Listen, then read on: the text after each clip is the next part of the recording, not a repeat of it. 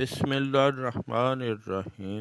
ایک دفعہ ایک ملک کا بادشاہ بیمار ہو گیا۔ جب بادشاہ نے دیکھا کہ اس کے بچنے کی کوئی امید نہیں تو اس نے اپنے ملک کی رعایا میں اعلان کروا دیا کہ وہ اپنی بادشاہت اس کے نام کر دے گا، جو اس کے مرنے کے بعد اس کی جگہ ایک رات قبر میں گزارے گا۔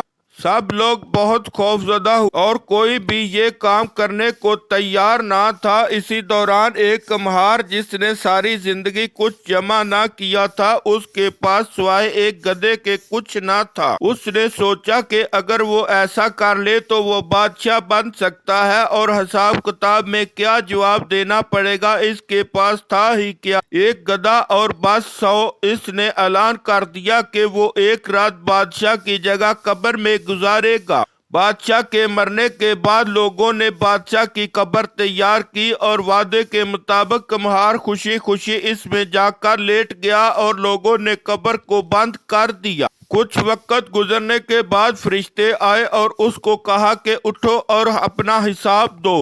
اس نے کہا بھائی حساب کس چیز کا، میرے پاس تو ساری زندگی تھا ہی کچھ نہیں سوائے ایک گدھے کے۔ فرشتے اس کا جواب سن کر جانے لگے، لیکن پھر ایک دم رکے اور بولے ذرا اس کا نامہ اعمال کھول کر دیکھو، اس میں کیا ہے۔ بس پھر کیا تھا، سب سے پہلے انہوں نے پوچھا کہ ہاں بھئی فلاں فلاں دن تم نے گدھے کو ایک وقت بھوکا رکھا تھا۔ اس نے جواب دیا ہاں۔ فوری طور پر حکم ہوا کہ اس کو 100 درے مارے جائیں۔ اس کی خوب دہنائی شروع ہو گئی۔